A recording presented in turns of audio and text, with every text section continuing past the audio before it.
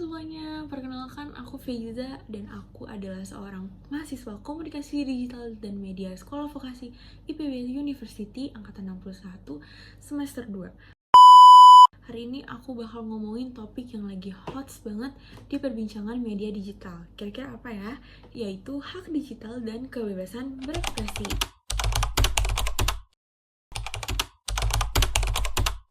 Tapi ini tuh sebenarnya deket banget loh sama kehidupan kita sehari-hari. Coba pikirin deh, berapa lama sih kita ngabisin waktu di media sosial buat cuma scrolling TikTok, nonton Reels, nonton YouTube, atau buat chattingan sama teman-teman kita. Nah, itu semua ada hubungannya sama yang namanya hak digital. Hak digital itu apa sih sebenarnya? Hak digital itu apa sih? Singkatnya, hak digital adalah hak kita untuk mengakses dan mengekspresikan pendapat kita di dunia maya. Nah, ini juga tercantum di pasal 28F Undang-Undang Dasar 1945. Bunyinya, setiap orang di Indonesia berhak untuk berkomunikasi dan mendapat informasi lewat berbagai cara, termasuk internet. Jadi, kita punya hak buat berbicara dan mencari informasi sebanyak-banyaknya. Berarti kita bebas sebebas-bebasnya dong. Nah, kebebasan berekspresi di dunia digital juga ada batasannya loh teman-teman.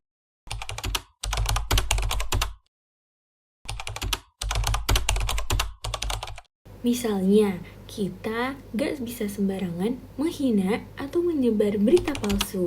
Di Indonesia, hal ini diatur dalam UU ITE atau Undang-Undang Informasi dan Transaksi Elektronik.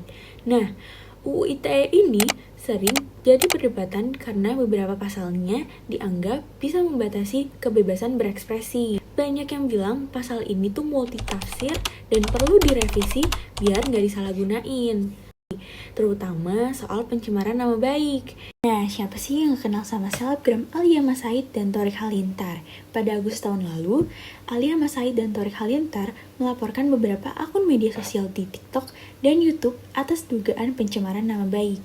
Tuduhan ini muncul setelah akun-akun tersebut menuduh Alia hamil di luar nikah.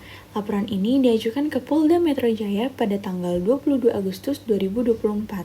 Pemanggilan Alia dan Thorik untuk memberikan keterangan terkait kasus ini awalnya dijadwalkan pada tanggal 29 Agustus 2024, namun ditunda karena mereka baru kembali dari perjalanan luar kota. Thorik menegaskan bahwa mereka tidak berniat memaafkan pihak yang melaporkan, meskipun nantinya ada permintaan maaf. Nah, ini adalah contoh kasus pencemaran nama baik. Salah satu contoh kasus hoax terjadi pada seorang aktivis sosial dan politik, yakni Ratna Sarumpait. Pada tahun 2018, Ratna Sarumpait mengklaim bahwa dirinya telah dianiaya oleh sekelompok orang tak dikenal. Foto-foto wajahnya yang lebam dan bengkak tersebar luas di media sosial, dan banyak tokoh politik serta masyarakat yang memberikan simpati. Namun, setelah dilakukan penyelidikan oleh kepolisian, terungkap bahwa Ratna sebenarnya tidak mengalami penganiayaan. Wajah lebamnya disebabkan oleh operasi plastik yang baru saja dijalaninya di sebuah klinik di Jakarta. Ratna kemudian mengakui bahwa ia telah berbohong mengenai kejadian tersebut untuk menutupi operasi plastiknya dari keluarganya. Akibat perbuatannya, Ratna Sarumpait ditetapkan sebagai tersangka dan dijatuhi hukuman 2 tahun penjara atas penyebaran berita bohong atau hoax. Kasus ini juga berdampak pada citra politikus yang mendukungnya. Kasus ini menjadi pelajaran penting tentang bahayanya penyebaran hoax dan pentingnya verifikasi informasi sebelum mempercayai dan menyebarkannya. Ngomong-ngomong soal kebebasan berekspresi, media sosial jadi tempat utama kita buat menyuarakan pendapat. Kita bisa ngomongin apa aja, dari yang receh sampai yang isu serius. Tapi kebebasan berekspresi ini juga harus diiringi dengan rasa tanggung jawab. Jangan sampai kita menyebar hoax, ujaran kebencian, atau hal-hal negatif lainnya yang memicu keributan. Makanya penting banget buat kita punya literasi digital yang baik. Bukan cuma soal cara pakai teknologi, tapi tentang memilah informasi dan tahu etika dalam berkomunikasi di dunia maya. Bukan cuma asal share atau komen tanpa pikir panjang. Pemerintah juga lagi berusaha menyeimbangkan antara kebebasan digital dan keamanan digital. Salah satunya dengan revisi UU ITE dan meningkatkan literasi digital di kalangan masyarakat.